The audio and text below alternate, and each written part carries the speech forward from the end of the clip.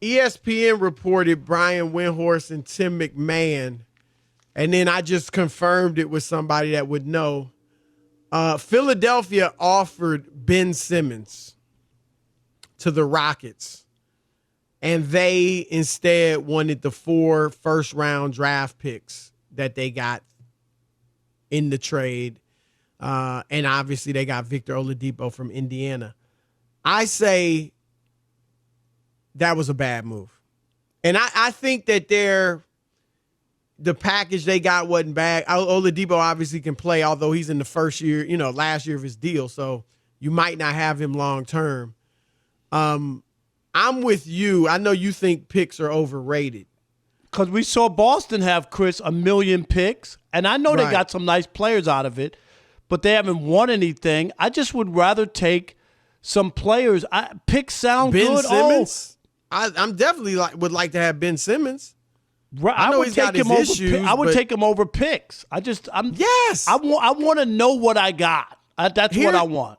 Look, unless things go incredibly awry in Brooklyn, and I know it's volatile, but even if it's volatile, that doesn't mean they're going to be, the 12th seed in the East. Volatile means they get beat in the second round of the playoffs. There's a floor for how bad they'll be, even if the chemistry isn't good. I agree with you. There's just way too much talent in this NBA where they're not going to win most nights. They just are. Right. And so those picks, look, they got 4 of them, so maybe later on it might be something. But here's the thing. Here's what draft picks are in the NBA today. When they, you hear all these analytics guys love just, throwing out how many picks a team got in the trade or how many picks a team has. That is hope. That is what analytics guys sell their owners. When your team, you can either sell winning or you can sell hope. And these teams that aren't winning, they rack up these draft picks, stack them up, and they tell their owner, oh, we got so many draft picks and we can, that we can either get good players or we can use them as assets for trade. And there's some truth to that. But this is what I'd say, Rob. Most lottery picks don't pan out. Right. Thank you, Chris. Thank you. Hello. Is this on? Yes. We could go down the list. So what about the picks? Okay. Absolutely. Pile them up. I remember the Celtics at one point, Chris, had 11 or something. Yep. What was it? Yeah. Right? It was about 11. Yeah, it was ridiculous. And you see they haven't done anything. They're just hoarding them. Like I said, it's hope. You get your fans that don't know any better excited. You get your owner excited. Oh, we not any good, but we got a bunch of picks. We got picks. We got a pocket full of picks down the road. That's nice. Well, can I buy my tickets down the road too, since you worry about picks? Right. And again, I'm not saying there's no value to them. Here's what I'm saying. I'm saying they have become incredibly overrated over the last 10 years. They become incredibly overrated because the fact is, forget first or second round picks, most lottery picks don't pan out. So I'm not going to get all excited about a 22nd pick, 27th pick. I'd rather have Ben Simmons. Man, I don't know what the rest of the package was, but my goodness, the Houston's all in for the future. Because they wanted Oladipo instead of LeVert because he's only got a year left on his deal. So that's where they're going. I don't know what you're going to do with John Wall. He's there for the duration. All right, it's the Odd Couple, Chris and Rob, coming to you live from the Fox Sports Radio studios. All right, he stood us up yesterday, and he probably, as a lifelong Knicks fan, he probably wishes he had stood us up today. Michael Rapaport, great actor, great comedian, great host of the I Am Rapaport podcast, but a horrible picker of NBA teams to root for. Your Knicks are done, Rapaport. Brooklyn is about to take over New York. What no you got sleep to say till about it? Brooklyn. Listen. First of all, that was an accident yesterday. I love talking to you guys. No, so we know it. We just messing with you. But as far as there's so much to unpack. That's like a hip saying in this this day and age. There's so much to unpack about New York basketball and about basketball in general. But first of all, as far as the Knicks, no, I do not. I am a Knicks fan. They will always be my team. They will always be. My heart will always pump blue and orange. As far as the Knicks this year, they're an embarrassment. Top to bottom, there's young players. They're nice young players. They're 5-6 or 6-5, whatever they are.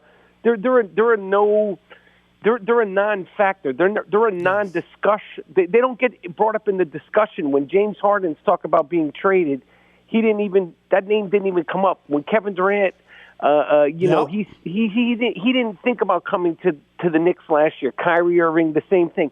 Now Brooklyn. They have all three of those guys, which is insane, which is crazy. I don't know where to start. Where do you want me to start, fellas?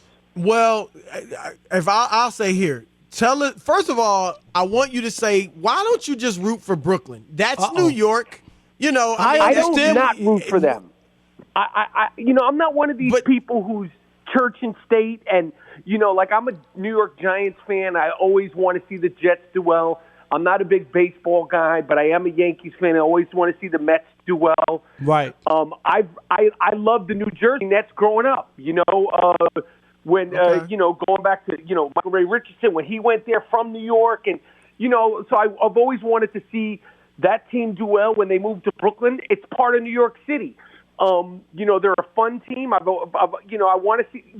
It's so close. If people don't really understand how close Brooklyn and Manhattan are, they're one and the same. So, to answer your question, I've rooted for the Brooklyn Nets since they became the Brooklyn Nets.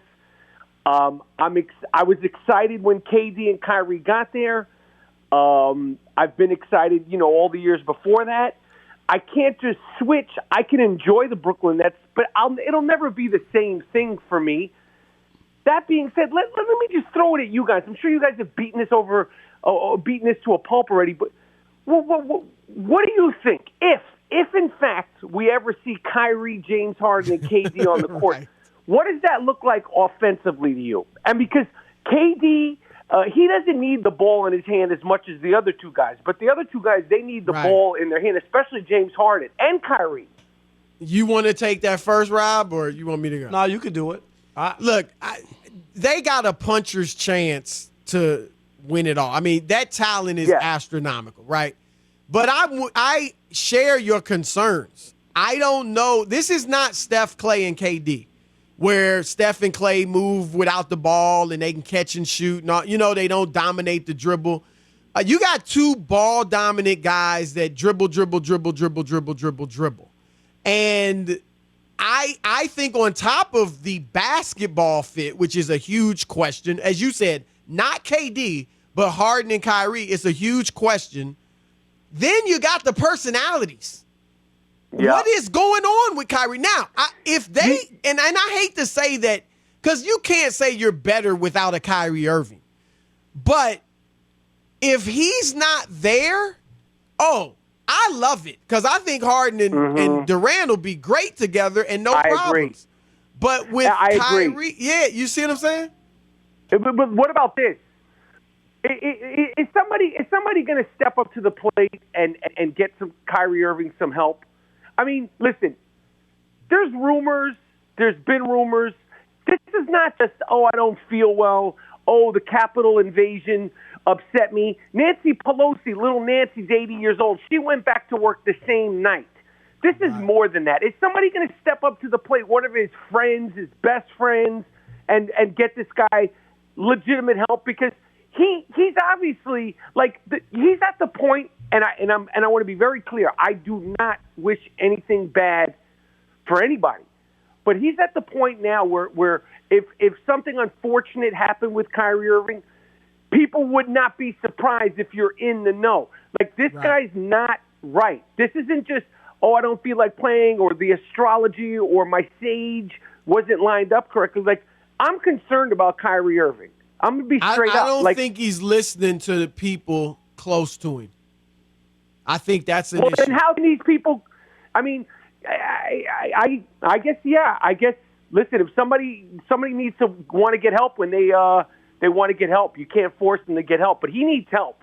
This isn't just like weirdo flat Earth stuff. This is beyond that. No, I get it. When you're that young and that talented and making that kind of money and you don't want to play, there is reason for concern because that's what you work for. That's what everybody would die to be in that spot. So I get it. But there's nothing else people can do until people are willing to get help. I mean, for real, for whatever it is. And nobody really knows. I know there's a lot of stuff swirling out there, but we that's unfair for us to even talk about that because we don't know.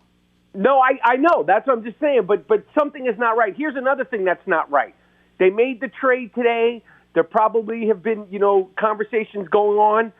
James Harden, he's another one. Like who is he to sit? Like, let's just say these guys won a championship. Is this really the way you want to win a championship, James Harden? You couldn't get it done in Houston. Some of the times it was legitimately your fault. You show up like you've been at sleepaway Burger King camp. You're fat. You're out of shape. You're at the club. You're doing all this stuff. You tank on your team, and then you come to Brooklyn. And is this really the way you want to get it done? I think if we look at the championships, because I hear what you're saying, but that's how LeBron won. They do it right. I would say if you had to rank them, the first easiest was Durant's in Golden State. The second one would be LeBron's in Miami. And this would be the third. If they win it, this is still, to me, this is going to be a challenge just because you got to fit these guys together. They're not winning the championship this year. I don't know. They ain't see winning that. the championship this year. There ain't no. I'm not a gambling guy. Hey, I want to bet you. Money. I want to bet you. Let's bet a pair of Jordans, $200 maximum. Me and you, Michael Rapaport. I got the Nets, and you got whoever you want. Let's make a bet. Done. Period. Done. Love it. They ain't winning no championship this year. Now, they might win a championship now. Who's their center? Who's their center today? I hated giving up Jared Allen. Yeah, but you got to give to get. I know you got to, but man, that dude is. Who's the center? Is it Jeff Green? It's DeAndre Jordan. Okay. All right. Yeah, they gave up. They gave up a lot. They kept some shooters. Landry Shamet, even though he's in the slump right now. TLC. I'm not gonna say his name. Try to say his name. Joe Harris, but defense Rap. I don't know what they're gonna do with that. I don't either. And another question is unfortunately, no fans. It's not looking like fans are going to get into Barclays. The great fans of New York, the great fans of Brooklyn, are going to get in to see them play live and in person this year. Do you think that they will ever see the three of these guys in a packed Barclays arena with all the factors with that team and the personalities? That's a good question. Who knows if the fans will ever get to really see them up close, the three of them together. No, that's a good question. It's a good question. Well, look, man, great knowledge. We'll get you on again because I know you got much more to say. When the Knicks are 12 and 27, we'll get you on or something like that. Oh, yeah, get me on for that. And then, I come on 2 or 3 times when that happens, and then I'll be coming in maybe in the studio to get my Jordans. I'm a size 12. All right, I'm a size 11. We got it on tape. So I already just beat Jason McIntyre out of a pair. He's about to owe me some J's. Chris is going to owe me a pair when Tom Brady loses to. I bet him that Tampa Bay would get to the Super Bowl. I know it's a reach, but Chris bet I got that. faith. I've been winning Jordans all over the place. You're going to be walking around barefoot. You're going to be walking around barefoot in a few. All right, we appreciate it, man. We'll talk soon, brother. All right, you guys. All right, later.